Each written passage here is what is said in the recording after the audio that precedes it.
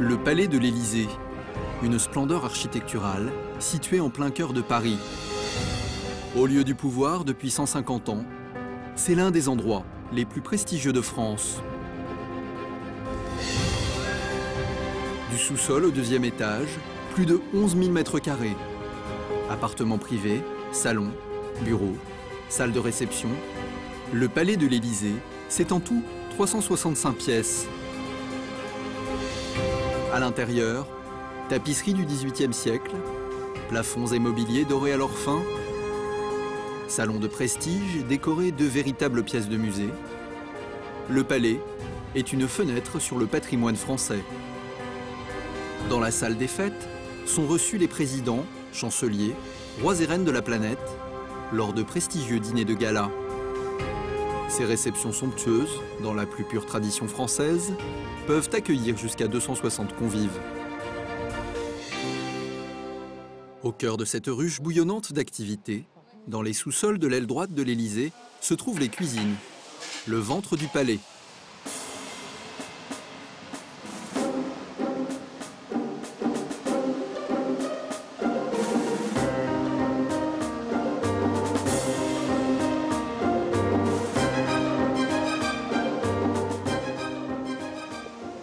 C'est ici qu'on confectionne les mets qui séduisent les grands de ce monde. Bon alors, les légumes ce matin. Ça va, les radis aussi.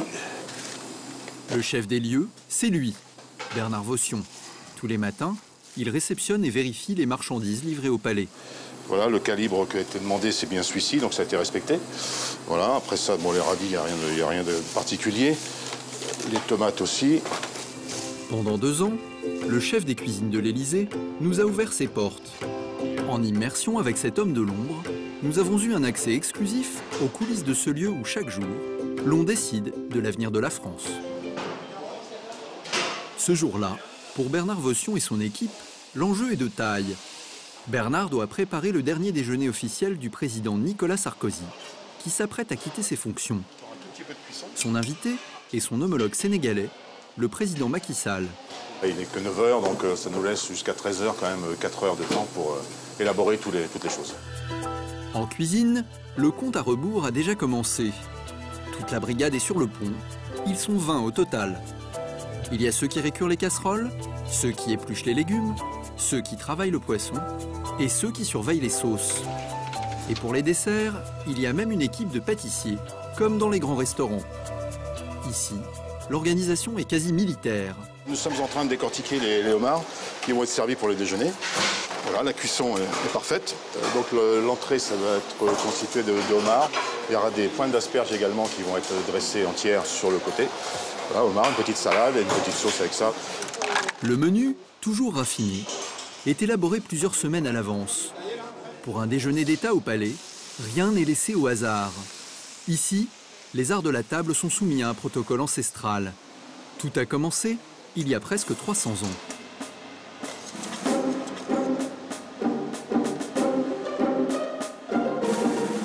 Achevé en 1720, le palais de l'Élysée s'appelait à l'origine l'Hôtel d'Évreux. Il fut construit pour Louis-Henri de la Tour d'Auvergne, un riche aristocrate. Parmi les propriétaires qui vont se succéder, se trouve également la marquise de Pompadour, maîtresse du roi Louis XV. Juste après la Révolution française, le palais sera même une maison close pendant quelques années. Il changera souvent de nom, avant de devenir enfin le palais de l'Élysée, sous l'ère du maréchal d'Empire Joachim Murat, beau-frère de l'empereur Napoléon Ier. C'est la résidence officielle des présidents français depuis 1848. Le premier locataire s'appelle Louis-Napoléon Bonaparte. Aujourd'hui, outre le président de la République, sa famille et ses plus proches collaborateurs, chaque jour, environ 1 millier de personnes viennent travailler dans ce lieu mythique. Parmi eux, Bernard et ses cuistots. Les chefs des cuisines de l'Élysée sont les gardiens du temple. Ils doivent composer avec des interdits et des règles très strictes. État de santé, goût personnel, religion, tous les détails relatifs à la personnalité d'un chef d'État sont importants. Le président sénégalais étant musulman, il faut donc faire très attention aux plats qui vont lui être servis. Le menu devient alors une véritable affaire d'État. Assaisonné avec les œufs de homard et des herbes fraîches. Je fais des propositions au président, c'est lui qui valide ce qu'il veut manger. S'il y a des interdits alimentaires, on nous le communique avant, par le biais du Quai d'Orsay ou directement par l'ambassade. Mais bon, pour ce qui est d'aujourd'hui, il n'y en a pas eu. Et pour ne pas commettre d'impair, la cuisine de l'Élysée a un principe. Éviter la viande de porc lors des réceptions internationales. On ne met pas de porc, tout simplement, parce que si parmi les invités, il y a des gens que ça peut déranger, tout ça, ça évite tout problème directement. Anticiper, savoir s'adapter et toujours se montrer créatif. Ce sont les règles d'or du chef de l'Élysée. Oui, allô? Bernard le sait, il est le garant de l'excellence à la française, car la diplomatie passe aussi par les estomacs. Si à l'issue du repas, qui est un bon repas, qui s'est bien passé dans de bonnes conditions, ça peut aider à signer des contrats. Monsieur Attali nous l'avait expliqué une fois à l'époque, ça, du temps de Mitterrand. Il trouvait très important justement les repas qui aidaient un petit peu à ce que la suite se passe bien. Voilà. Il y a une pression permanente de tout ça quand même, hein, qui est un petit peu usante, hein, malgré tout. Après l'entrée, le plat principal, une pastilla d'agneau. Une idée originale de Bernard et un calcul gastronomique pour plaire à l'invité du président. Donc c'est une épaule d'agneau qui a été confite pendant 3 heures. Le fait de cuire une viande comme ça assez longtemps, c'est partie de leur cuisine à eux. Il y a même un petit peu de gingembre également à l'intérieur. Donc tout ça, ça relève un petit peu et ça peut correspondre un petit peu à leur façon de manger également. Voilà. En accompagnement, une recette plus française, les pommes de terre Pont-Neuf. C'est l'ancêtre de la frite, sauf qu'à l'Élysée, elles sont faites une à une, coupées au millimètre près. Alors on les taille à la main tout simplement pour que ce soit bien régulier au plus, avec un petit gabarit comme ça. Le goût du détail, c'est un petit peu notre identité quand même, bien sûr. Autre symbole de la tradition culinaire très chère au palais, ces casseroles en cuivre, 300 au total, de véritables pièces de musée, encore en état de service. Tous les cuivres qui sont présents dans cette maison sont de 1845. Et celui-ci, vous voyez, on voit bien la date. On voit la provenance, le château de Fontainebleau et Louis-Philippe, le dernier roi de France. C'est vraiment un élément qui est très important pour nous cuisiner, d'avoir des cuivres comme ça. Très épais, anciens, voilà, et qui fonctionnent bien, toujours. À l'autre bout du palais, l'intendance prépare la table.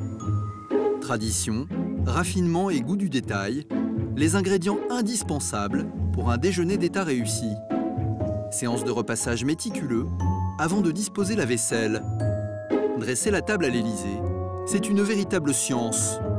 Ici, pas un bruit. On parle à voix basse.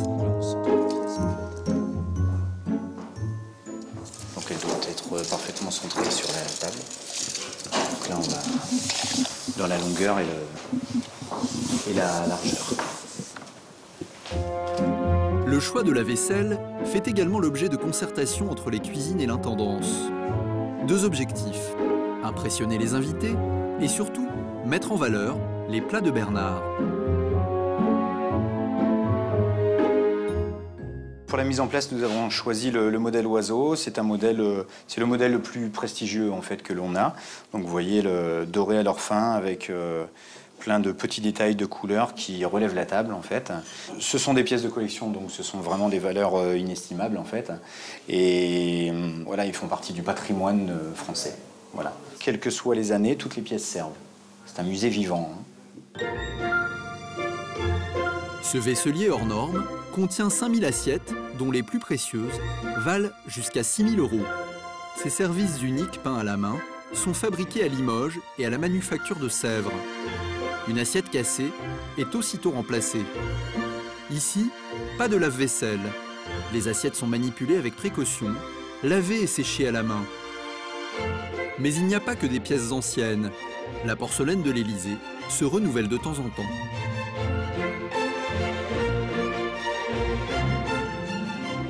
Je vais vous présenter le service Favier, qui est le service le plus récent en fait.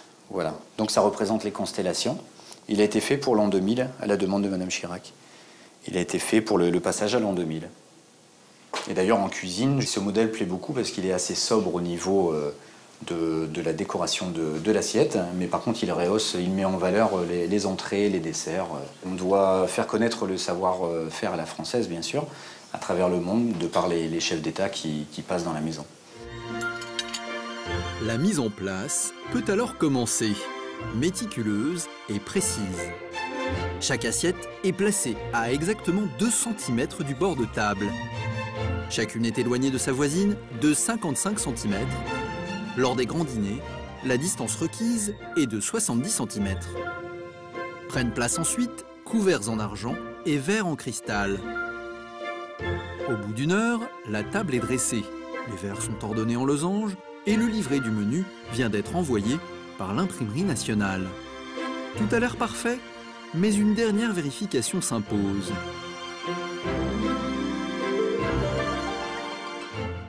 On a toujours des petits soucis avec le pliage des serviettes qui ne tient pas forcément très longtemps. Donc on fait toujours un petit tour avant le passage à table. On a également un petit détail qui est très important, donc le monogramme sur l'envers des couverts, mais également sur le verre. Donc le petit tour final est très important parce que le monogramme est très discret, mais très important dans la mise en place. C'est grave si c'était du mauvais côté? C'est un peu gênant pour l'ordre de la maison, quoi. Enfin, voilà, ça fait un peu désordre.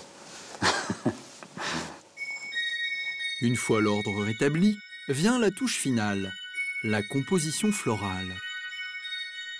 Sur cette table, les bouquets seront placés comme le reste, au millimètre près. L'invité peut désormais arriver.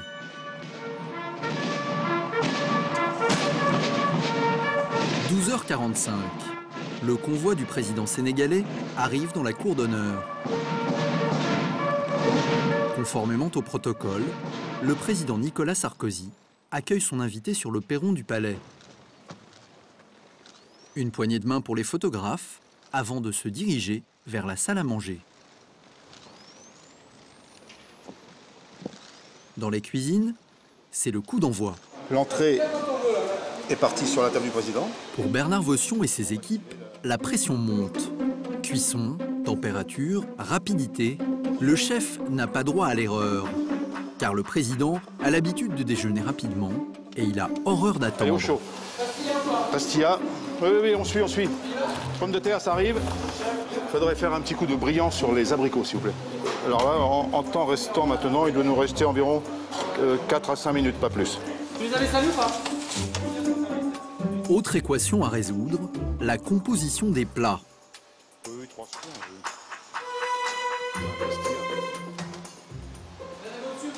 Bah, après, ça va faire charger, non? Bah, tu les montes comme ça. Ou alors derrière, un petit peu, là. Ah oui, mettez-en un petit peu. On peut faire une dans l'autre sens, voilà. Non, ouais. Vas-y, mets comme ça aussi. Voilà.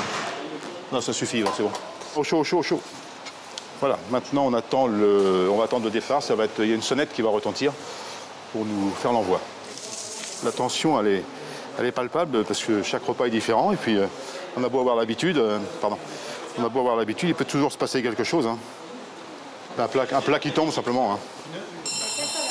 Oui, attendez. Allez, 2 coups. 2 coups de sonnette. Le président doit être servi dans moins d'1 minute. Chez les pâtissiers aussi, le décompte est déjà engagé.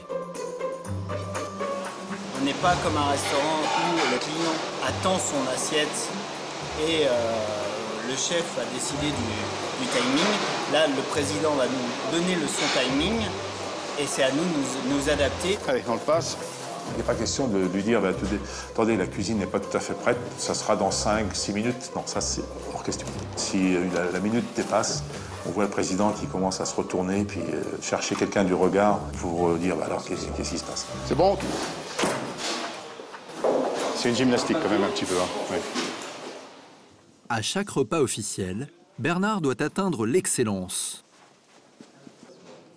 Le grand défi pour nous, dans tout ce qui est officiel comme ça, c'est de ne pas se tromper, d'assurer absolument tout, de veiller à tout ce que se passe bien, que ce soit les cuissons, l'organisation. Donc voilà, et ça c'est compliqué des fois. Voilà, parfait. Parfait, comme toujours au palais, où chacun doit marcher au pas cadencé imposé par des patrons très exigeants, les présidents de la République.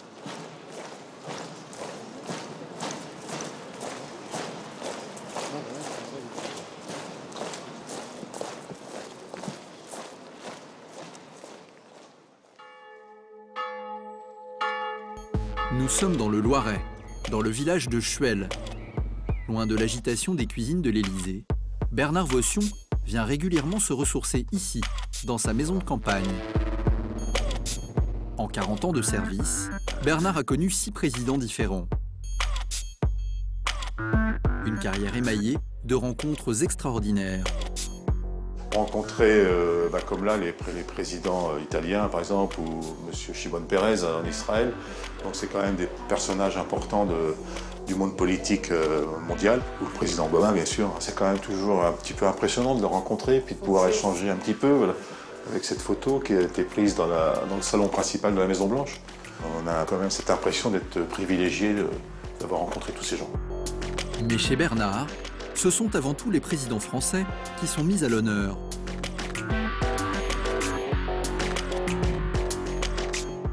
Le président de la République connaît son cuisinier, ses chefs qui font à manger pour sa famille, pour lui, pour l'officiel, pour le privé, déplacements en vacances, tout. Donc il y a quand même une relation particulière par rapport à, c'est pas péjoratif, mais le garde républicain qui l'accueille le matin ou autre, voilà, il y a une relation qui est quand même différente, le fait de les nourrir, moi je pense.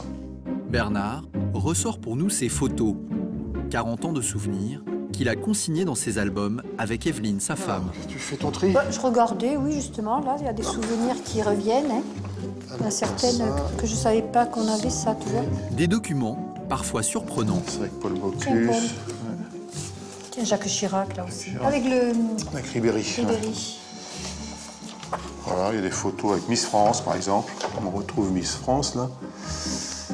Un éventail très large qui va de Miss France à Michel Drucker, en passant par un éminent cardiologue, le professeur Christian Cabrol.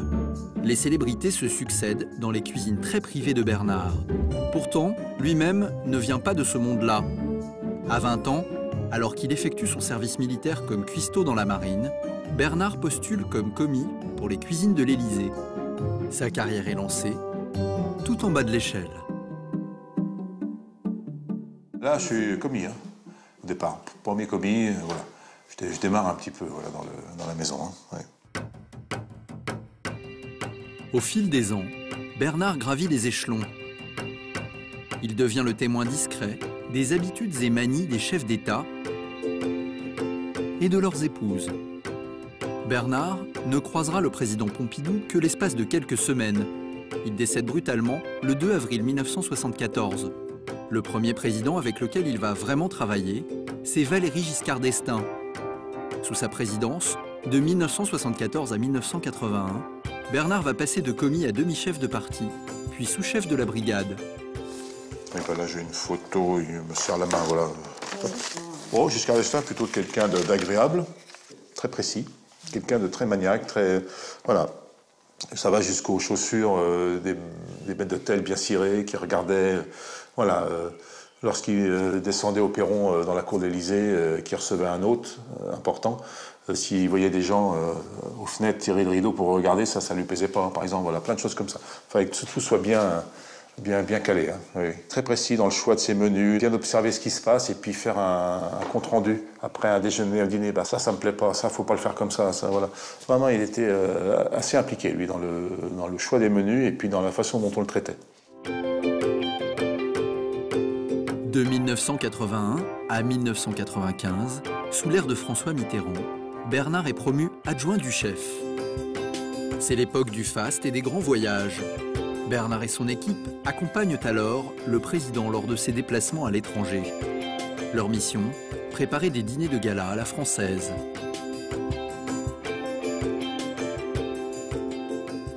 C'était le même système de fonctionnement qu'à l'Élysée, donc une proposition de menu. Donc le président savait que c'était le menu pour telle ambassade de France à n'importe quel pays du monde. Et le menu donc était choisi. Nous, après, on fait les courses. On emballe toute la marchandise 2 jours avant. Et puis après, on prend l'avion et on cuisine comme au palais, mais dans n'importe où dans le monde. C'était le but, de refaire un petit peu la même chose qu'à l'Élysée. Donc ça veut dire emmener la vaisselle, ça veut dire emmener des fleurs, emmener... tous les ustensiles utiles pour faire à manger, et puis bien sûr toutes les denrées. D'accord, mais ça se fait plus ça. Et non, ça se fait plus du tout. Mais Bernard n'a pas beaucoup de souvenirs de François Mitterrand, un président qui ne descendait pas souvent dans les cuisines. Le président Mitterrand est descendu une fois, en 14 ans. Voilà. Moins chaleureux, ça c'est clair. Voilà, quoi. Ouais. Et il aimait bien manger aussi. Mais il aimait manger aussi, bien sûr, oui. Le ton change avec l'arrivée au pouvoir de Jacques Chirac en 1995. Contrairement à ses prédécesseurs, le couple présidentiel vit à plein temps au palais. En véritable maîtresse de maison, Bernadette va d'ailleurs chambouler le fonctionnement des cuisines. Rien n'échappera à son contrôle. Madame Chirac tenait absolument à vérifier tous les détails, en fait. Ça va de la nappe, du choix de la nappe pour la table, la vaisselle, quel service va être employé, et après la façon dont on va élaborer le menu. Et la présentation surtout, parce qu'avec chaque dessert, une présentation en sucre, par exemple. Donc elle voulait avoir un aperçu complet de toute la soirée. Avril 2004. Élisabeth II est en visite pour un dîner d'État. Pour accueillir la reine d'Angleterre, la première dame de France se met une énorme pression. Pour être certaine de réussir son coup, elle organise même une répétition générale. Une répétition pour le service. Madame Chirac jouait le rôle de la reine d'Angleterre, donc c'est vrai. Pour elle, c'était important parce que sa réputation de première dame de France, et puis donc que rien ne cloche et que voilà, que tout soit bien réglé pour le jour J, quoi. Cette visite sera un succès. Bernadette Chirac a réussi son pari. Bernard aussi. En 2005, Jacques Chirac le nomme d'ailleurs chef des cuisines de l'Élysée. C'est la consécration. C'est certainement une des raisons pour lesquelles il garde un si bon souvenir de ce président, mais pas seulement. Le président Chirac, c'est vrai qu'il était quelqu'un de gourmand, on va dire, et puis en plus, très humain, quoi. C'est vrai qu'il avait une vraie passion pour les cuisiniers et tout ça, donc nous, on avait plaisir à lui faire à manger, et quand c'était bon, il nous le faisait savoir ou nous appelait carrément à la table le soir en privé, hein, devant sa télé. Il aimait bien que moi, je suis monté plusieurs fois. Et puis partager ce petit moment de 30 secondes, 1 minute, pour remercier en direct. Voilà, c'était sa façon, une bonne poignée de main, et puis merci beaucoup pour le dîner. En 2007, avec Nicolas Sarkozy, c'est une petite révolution au palais. L'hyper-président déserte régulièrement les lieux pour déjeuner en tête-à-tête avec Carla, à l'hôtel Meurice, un palace situé dans le 1er arrondissement de Paris. La presse en fait ses choux gras. Sarkozy n'aimerait pas la cuisine trop sophistiquée du palais. C'est vrai que le président Sarkozy véhiculait une image qui n'est pas gastronome. Mais en fait, il s'intéressait beaucoup à la gastronomie, et pareil, toujours lui et personne d'autre qui choisit les menus. Ça, surtout pas. Il ne fallait pas s'amuser à choisir pour lui n'importe quel repas, privé, officiel. Donc voilà, et puis un œil très affûté sur l'arrivée des plats ou des assiettes, la composition. Le président Sarkozy voulait surtout de la rapidité dans l'exécution des repas. Donc pour lui, le fromage ne lui semblait pas indispensable. Et du coup, en même temps, on gagnait du temps sur le repas, tout simplement. Est-ce que ça veut dire que l'Élysée n'achetait plus de fromage? Ben non. On n'achetait plus de fromage pour les tables officielles. Non. C'est quand Mme Merkel venait, là par contre, et c'est lui-même le président qui nous le disait, surtout n'oubliez pas son assiette de fromage. On faisait toujours une assiette à part, c'est Mme Merkel voulait manger du fromage. Voilà, mais c'était tout le monde s'en privait, du coup. Oui. Les petits secrets des coulisses de l'Élysée, Bernard les partage au compte-gouttes. Il a travaillé pendant 40 ans dans un milieu où la discrétion est vivement conseillée.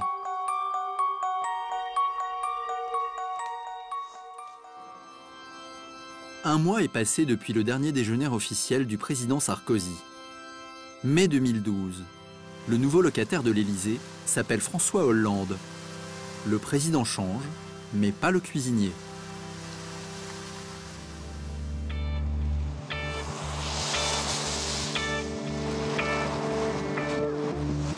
Bon, alors on va attaquer les fruits de saison. Les fruits de saison, ouais, ça. En compagnie de Dominique Faye, exportateur de produits gastronomiques français, Bernard se rend à Rungis, le plus grand marché de France. Ici, dans le ventre de Paris, on trouve de tout. Des truffes à 1 000 € le kilo, des poulets de Bresse, des viandes venues de toute la France. Le chef est dans son élément. Il vient ici 1 à 2 fois par an. belles oranges sanguines. Ça, c'est bien, ça. Bien, oui. Ça, c'est bien, ça, tu vois. C'est bien, ça. Ça sent, un art de ça la sent présentation. bon. Et puis c'est bon, c'est beau produit. Ah, c'est beau, oui. Ça sent bon, ça. Ça sert à quoi de faire ça? Là, on sent bien le produit. Moi, j'aime bien toucher, moi, donc c'est agréable. Bernard fait le tour du marché à la recherche des meilleurs produits. Car contrairement à ce que l'on pourrait penser, l'Élysée n'a pas de fournisseur officiel. Tous les producteurs sont donc mis en concurrence. De temps en temps, faire un petit tour à Rungis, c'est très important pour justement avoir des idées un petit peu. Ouais. Voilà, tiens, petit produit comme ça, c'est joli. Donc voilà, et puis voilà, ça c'est un produit qui est sympa et puis qui est original, mini concombre. Donc on peut les creuser, les ouvrir, les farcir, on peut faire plein de choses avec ça. Ça c'est voilà, ça sent bon. Puis il y a le côté asiatique là, mais et ça c'est pareil, on peut le faire intervenir dans plein de recettes. Donc ça c'est bien. Mini concombre, gingembre, champignons. Le défi quotidien de Bernard, c'est de renouveler le menu présidentiel. Il faut que tous les menus soient différents, il faut que les garnitures changent tout le temps, on n'a pas de carte. Donc c'est un peu la difficulté de changer en permanence tout ce qui va être servi au président. Alors ça va se passer sur un mois, je ne peux pas me permettre de refaire le même plat. Des nouvelles idées, Bernard en a bien besoin. Le chef doit maintenant cuisiner pour son 6e président de la République. Les goûts des présidents forcément changent, c'est évident. Et donc à chaque fois c'est bien parce qu'on redémarre sur de nouvelles choses en fait. On redémarre comme si c'était une nouvelle maison pour nous. Hein. Donc c'est intéressant. Et donc il y a des produits que certains présidents aiment, d'autres pas. Par exemple l'artichaut. On murmure que le nouveau président n'en serait pas très friand. Ah l'artichaut, bah voilà. Oui. Vous en faites beaucoup en ce moment? L'artichaut, on en met en garniture. Est-ce qu'il est vrai que le président Hollande n'apprécie pas trop Non, alors après, oui, on en a parlé de ça, mais bon, c'est pas une vérité parce que je crois qu'il est un petit peu comme tout le monde. On a chacun nos goûts personnels. Sur un plat qui va accompagner une viande, moi, je mets toujours environ entre 5 et 7 légumes différents. Donc voilà. Alors, même si, bon, les artichauts, il va les reconnaître, peut-être qu'il les prendra pas. Mais voilà, ses invités peuvent en manger. Au fil de ses 40 années au service des présidents, Bernard a dû faire évoluer sa cuisine au gré des goûts de chacun. Et on trouve des beaux produits. Voilà, il y a les choux romanesco là-bas, ça c'est un beau produit qui est original. Alors le président Pompidou, c'est vrai qu'on était plutôt dans des plats traditionnels, des plats de terroir. Voilà. Après, avec M. Giscard d'Estaing, on a commencé à amener une cuisine plus moderne. Il a rencontré M. Bocuse à l'époque, M. Troisgros, et puis voilà, on a commencé à prendre un petit virage sur la cuisine plus légère. Voilà. Et après, M. Mitterrand, lui, était axé plus sur le poisson. C'est vrai, il adorait le poisson, les crustacés, toutes sortes de crustacés, plateaux de fruits de mer, tout ça. Après, M. Chirac, on est revenu un petit peu sur des plats de terroir, par petites doses. Mais on a continué à évoluer dans le sens de ce qui se passe dans la vraie vie, en fait, hein, dans les restaurants et tout ça. M. Sarkozy, lui, nous a amené une façon de cuisiner beaucoup plus légère, quand même, c'est vrai. Quelqu'un de sportif, voilà. On a changé un petit peu d'air aussi à ce moment-là. Et puis avec M. Hollande, on reste un petit peu dans le même sillage, hein, de faire attention à ce que l'on fait, des sauces beaucoup plus légères, plus courtes, du poisson, qui est poisson, viande, avec beaucoup de légumes aussi. Mais avec l'élection de François Hollande, la nouveauté sur les tables de l'Élysée, c'est surtout le grand retour du fromage, banni par Nicolas Sarkozy, trop pressé pour les apprécier.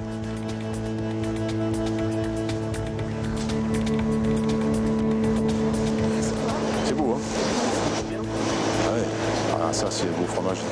Voilà, donc tout ça, ce sont des fromages qui sont présents à la table au quotidien maintenant. Hein. Ça fait plaisir? Ah oui, ça fait plaisir, parce que quand même la France, c'est le pays du fromage. Hein. Ça, c'est incontestable. Et en plus que des super produits, quoi. Voilà, ça c'est un très très beau bruit. Une très belle maison. Voilà, oui. Il est affiné à souhait, voilà. Comme il faut. Voilà. Et ça, à la table de l'Élysée, c'est un produit comme ça, c'est magnifique. Ah oui. Puis pour les autres étrangers, voilà, ça ferait partie vraiment des très très beaux fromages. Très beau produit. Cet homme fournit les plus grandes tables de la capitale. Pour convaincre Bernard, une petite dégustation s'impose.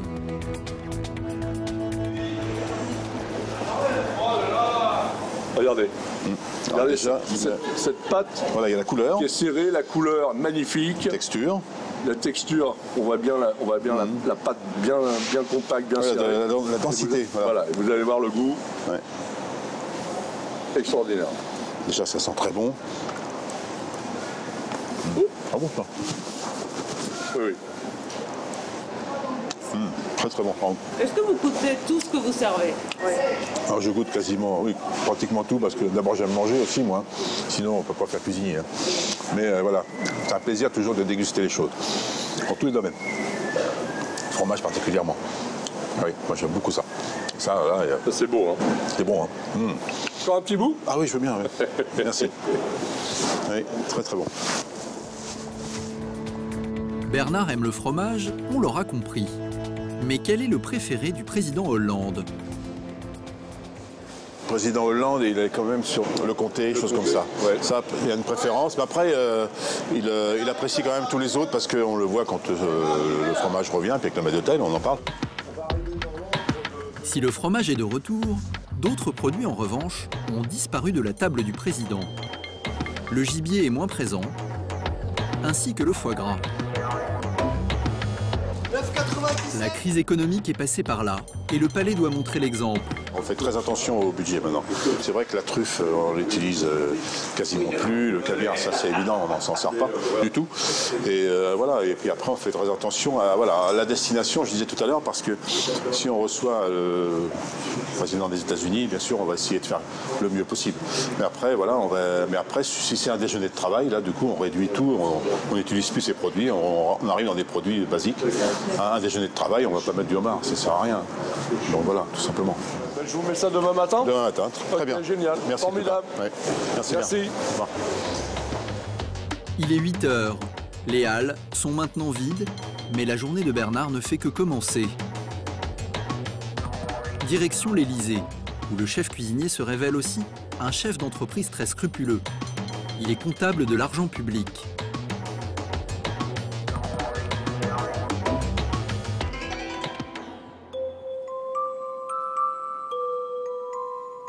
Même si le budget des cuisines a été réduit, Bernard dispose encore d'un peu plus de 4 millions d'euros chaque année. C'est beaucoup d'argent, mais la rigueur est quand même de mise. Ça, tu vas l'ouvrir, ça? Attends 2 secondes, alors. Pour des raisons de budget, Bernard a appris à faire des économies. Exemple, le saumon fumé. Ici, il est fait maison.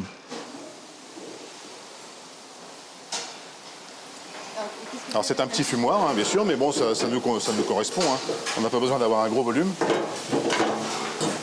Et donc on a mis à mariner, on a mis au sel tous les filets de saumon hier soir. Et puis ce matin, ils ont été nettoyés et mis dans le fumoir. Voilà, ça va durer environ 45 minutes avec de la sûre de hêtre, voilà, qui est en train de se consumer. Voilà. J'insiste beaucoup sur le coût parce que maintenant les choses sont quand même très chères et le saumon fumé, c'est quand même assez facile à faire. Donc autant qu'on le fasse maison. Voilà. Autre exemple à la pâtisserie. Tout est aussi fait maison, notamment les viennoiseries servies pour le Conseil des ministres, le rendez-vous phare du mercredi matin.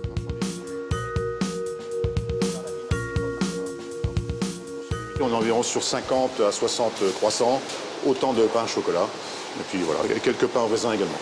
Et ils sont mangés et appréciés. Voilà. Des croissants pur beurre, on est bien loin des dîners de gala qui font la réputation de la maison. Ça c'est presque cuit. Il y a encore un petit peu de fermeté, donc il y a encore une petite heure de cuisson, quoi, à peu près. Hein. En réalité, dans les cuisines de l'Élysée, on ne nourrit pas que les grands de ce monde. Ça, c'est destiné au personnel. Un bon pot-au-feu, voilà, avec plein de légumes. À l'Élysée, on cuisine tous les jours, environ pour entre 150 et 200 personnes. Voilà, alors, ça comprend énormément de choses, hein. C'est très varié. Il y a le personnel, il y a les secrétaires dans les bureaux, certaines. Il y a les conseillers du président qui ont droit à des tables de travail, tout simplement. Voilà, alors les menus ne sont pas tous les mêmes, bien sûr. Après, il y a le président, la partie privée, la partie officielle, les cocktails, les buffets, quelques repas avions également. Donc tout cet ensemble, sur l'année, on arrive à lisser environ 150 à 200 couverts jour. Voilà. Qu'il cuisine pour les personnes les plus puissantes de la planète ou bien pour le petit personnel du palais, Bernard porte toujours autant d'attention à tout ce qu'il fait. Donc voilà, ça ce sont des poireaux qui sont en train de cuire. Ah, regardez, voilà les pommes de terre. Non, elles sont bien, très bien cuites. Voilà, ils ont été parfumés, tout c'est bon. Ça sent très bon. Francis est en train de nous faire des échalotes confites qui vont servir avec de la viande. Alors ça, c'est une sauce au poivre. Ah, c'est très très bon. Et parfois, Bernard se remet lui-même au fourneau pour rissoler ses filets de saumon. Car le chef reste avant tout un cuisinier. Une tradition familiale chez les Vautions.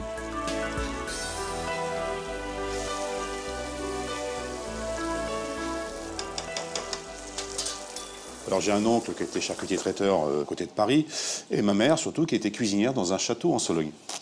Donc voilà, et moi j'ai été bercé tout petit dans cette atmosphère, dans la cuisine avec elle, à partager, à goûter les casseroles, lécher les casseroles, hein, quand j'étais gamin. Et donc c'est vrai, et puis donc tout naturellement, je me suis dirigé vers ce métier en fait, oui. Au fur et à mesure, le petit garçon va se découvrir une vocation. Par la suite, en véritable autodidacte, il va apprendre et progresser. En 1975, il rencontre Paul Bocuse. À la demande de Valéry Giscard d'Estaing, le grand chef investit les cuisines de l'Élysée. Sous les yeux ébahis du jeune cuisinier, il crée une soupe aux truffes qui va devenir célèbre. À 60 ans, Bernard a su à son tour devenir un modèle en maintenant la table de l'Élysée au plus haut rang. Sa réputation a fait le tour du monde. Il fait d'ailleurs partie d'un club très exclusif, celui des cuisiniers attitrés des chefs d'État, le club des chefs des chefs.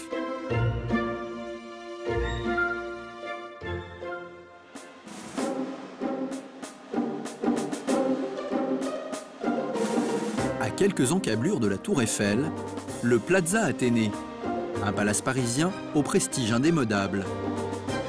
Bernard a donné rendez-vous à ses collègues du club des chefs des chefs.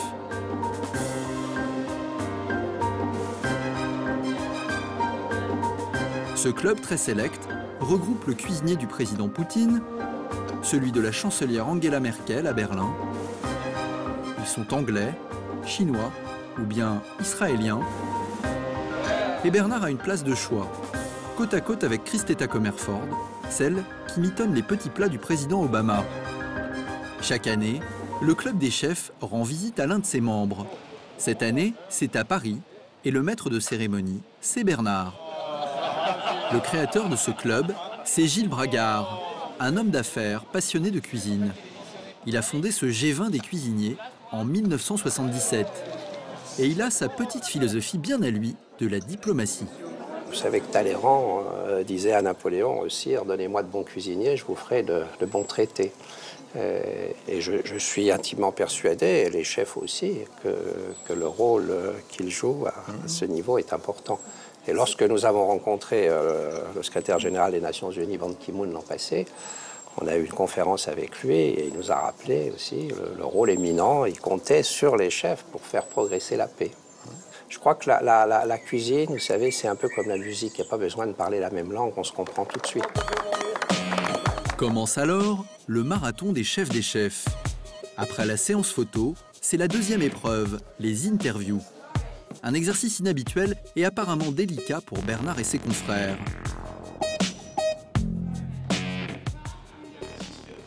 C'est pas notre façon de fonctionner, hein.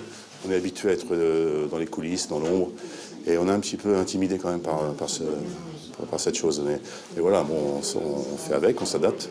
Si Bernard fait profil bas, il semble tout de même plutôt à l'aise dans cet exercice. Ravi de pouvoir dispenser quelques anecdotes à ce journaliste du Monde.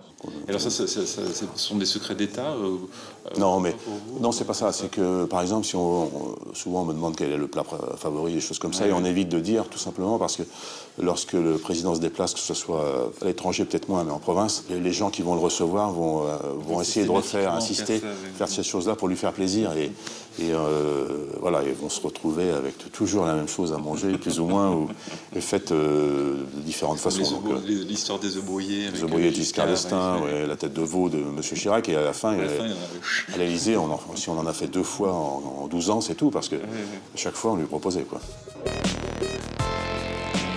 Champagne, petit four et attention en tout genre. Cette année, la rencontre a lieu dans la patrie de la haute gastronomie. Les chefs en attendent une expérience unique.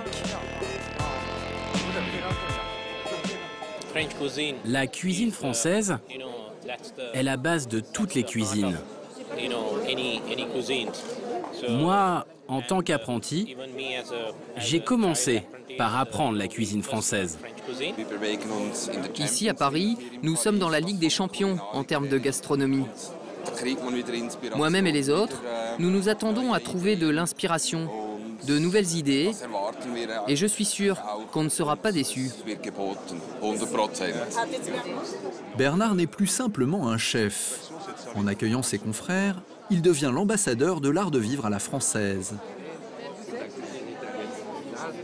Le but, c'est quand même que ces gens, tous ces chefs repartent chez eux avec une superbe image de Paris, quoi, et de la France. Ouais. Très important quand même. Déjà, on est reçus aux places d'Athénée, ce qui est quand même pas rien, quoi. La plupart des chefs n'ont pas l'habitude de coucher dans des palaces comme ça, moi le premier. Voilà, l'excellence française. Moi, je crois qu'il faut absolument véhiculer ça, l'excellence française. Tout semble bien parti. La réception au palace a été à la hauteur. Bernard dispose de 48 heures pour leur en mettre plein la vue. Et il compte bien relever le challenge. Il a même l'intention d'organiser une rencontre avec le président Hollande en personne. Mais pour l'instant, rien n'est confirmé.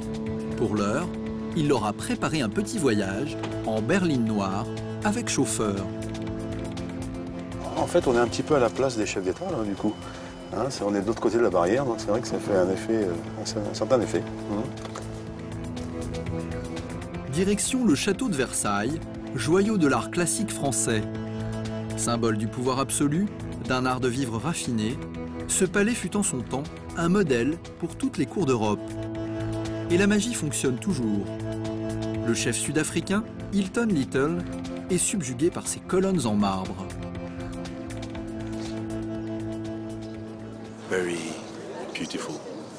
C'est très beau.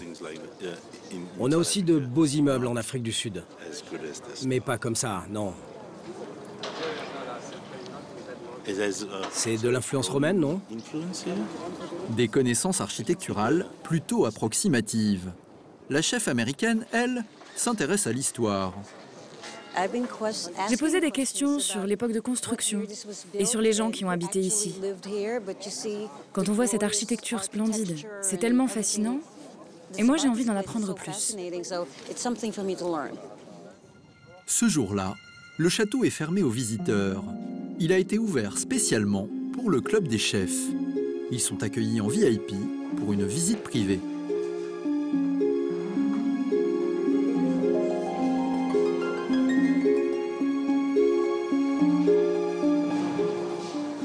C'est la petite salle à manger du roi. C'est là où on présentait au roi 40 plats à chaque repas. Qu'est-ce que l'on mangeait au XVIIIe siècle? On mangeait essentiellement du gibier de la chasse, de la viande, beaucoup de viande. The most important meat it was venison and with the... Vous imaginez faire la cuisine pour le roi, comment ça peut être? Non. Pourquoi? Oh, ça doit être compliqué quand même. Le dessert qui va conquérir la France et qui bien évidemment va conquérir la cour du roi Louis XV, c'est le baba au rhum. Le roi Louis XV a été marié avec une princesse polonaise. Maria Leszczyńska est arrivée à Versailles avec des cuisiniers polonais et ils vont exporter le gâteau de grand-mère, c'est-à-dire le gâteau de baba, de babcha. Et le gâteau de grand-mère, on l'arrosait de vodka pour les rendre mous, pour les dames âgées qui n'avaient plus de dents. Ça vient là, le baba. Et on va rajouter du rhum par-dessus pour le rendre plus goûteux. Eh bien, je dirais que depuis le temps, on n'en démord plus. Le baba au rhum, ça m'a délancé. Saviez-vous que la Galerie des Glaces était en fait une salle de banquet? Les chefs non plus, rassurez-vous. Ils viennent d'apprendre que ce joyau était le restaurant préféré de Louis XIV.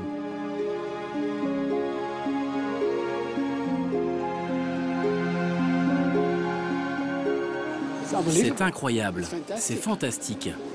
Pouvoir découvrir cet endroit pendant une visite spéciale comme aujourd'hui, c'est incroyable.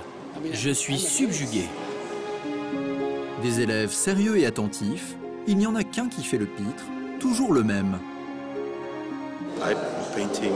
J'aime faire de la peinture sur des colonnes et des meubles quand je suis chez moi. Alors là, je prends le plus de photos possible. Regardez ça en chocolat.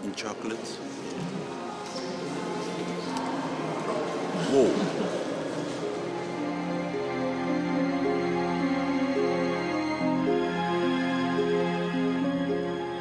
Oui, c'est bien, bah oui, les gens sont ébahis, on le voit dans les yeux des gens un petit peu, c'est vrai qu'ils contemplent ça avec plaisir, quoi.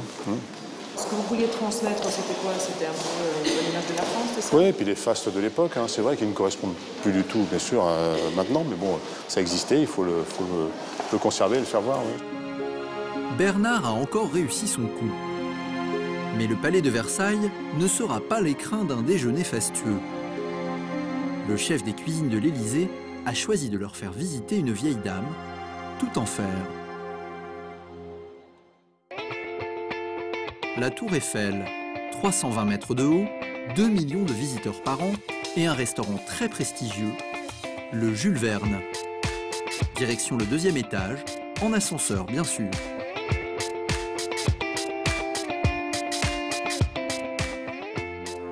Madame et messieurs, c'est petit. Tout petit. Oui. Ça vous impressionne? Oui, beaucoup. Une vue superbe et un restaurant exceptionnel pour les chefs. Un établissement classé 2 étoiles où il faut réserver des mois à l'avance. Bernard a fait les choses en grand et les chefs savent qu'ils vont passer un instant gastronomique unique. Manger au Jules Verne pour un chef, c'est une expérience unique.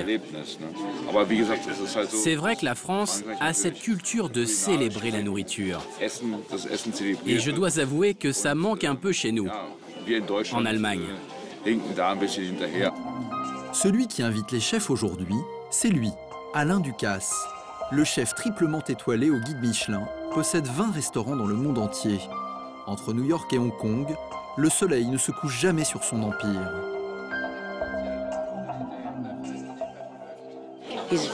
C'est quelqu'un qui est très célèbre, non seulement ici en France, mais aussi aux États-Unis. J'ai mangé dans ces 2 restaurants, à New York et à Washington. Ce qui le caractérise vraiment, c'est le raffinement.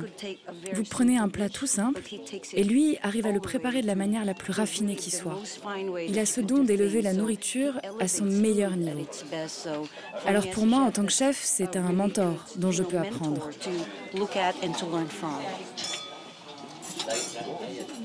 Meilleur ambassadeur de l'art de vivre à la française, mais aussi homme d'affaires averti, Alain Ducasse est conscient de l'importance de la mission de Bernard. L'idée, c'était d'avoir une certaine idée de la cuisine française contemporaine, juste, efficace, savoureuse, accompagnée des meilleurs crus. On peut le dire parce que c'est quand même l'excellence de la France, avec un peu de Dom Pérignon, un peu de Cheval Blanc, un peu de Château Yquem. Je pense qu'on aura une synthèse d'un beau déjeuner à Paris aujourd'hui. C'est une certaine idée de l'excellence à la française avec laquelle ils vont retourner et essayer d'être les messagers de ce qu'ils ont goûté, de ce qu'ils ont vu. L'excellence à la française a un prix. Pour un menu dégustation, ici, il faut débourser 285 €, 20 non compris.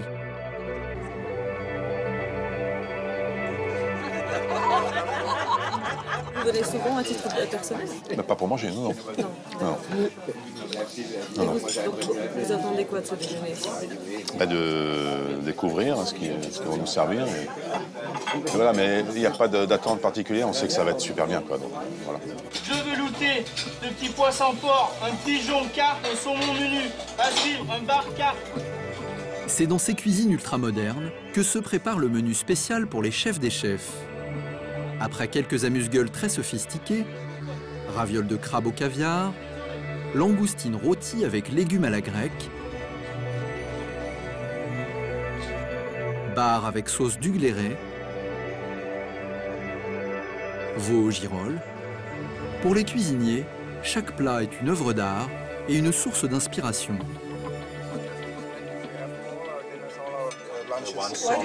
Pourquoi vous faites ça? C'est pour l'inspiration et pour nous aider à se souvenir. Il n'y a rien de pire que de rentrer chez soi après avoir mangé quelque chose de vraiment bon et de ne pas se souvenir. Alors pour tous les détails, on peut toujours revenir sur les photos et vérifier la sauce, les champignons. C'est vraiment très important. Place à la dégustation, qui se terminera au bout d'1 heure par une glace au fromage blanc et aux fraises des bois. Puis, un écrou au chocolat noir.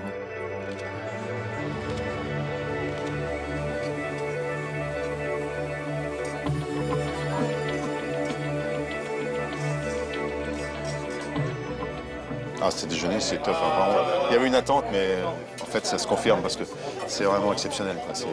C'est du net, c'est au cordeau, c'est bon, c'est rien à dire. Il n'y a rien à relever, en fait. C'est vrai que c'est parfait. Voilà. La barre est placée très haut. Après cette expérience culinaire unique, difficile pour Bernard de faire mieux. Mais pour impressionner ses invités, le chef français a encore un atout dans sa manche, un atout de taille. Direction le palais de l'Élysée, un endroit que Bernard connaît depuis 40 ans. Pourtant, il n'a jamais été reçu en limousine dans la cour d'honneur, tel un invité de marque. Et leur hôte, c'est François Hollande. Le président de la République française a accepté de recevoir les chefs en personne. Bernard a gagné son pari. Monsieur le Président de la République. Vos copains, oui. Voilà, exactement. Voilà. Travail une semaine. Bien, mesdames, messieurs les chefs. Il y a déjà des chefs d'État, c'est pas facile, mais des chefs. Qui fait la cuisine pendant ce temps-là? Vous faites un métier qui est très difficile et qui est très exigeant, mais qui est très utile aussi pour les relations internationales. Car selon que vous allez apporter un peu de bonheur à ceux que vous allez recevoir, il peut sortir une négociation heureuse ou malheureuse. Merci.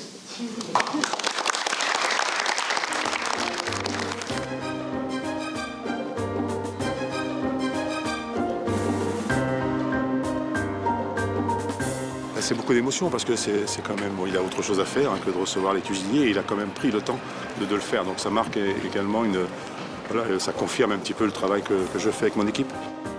François Hollande, le dernier président pour qui Bernard fera la cuisine.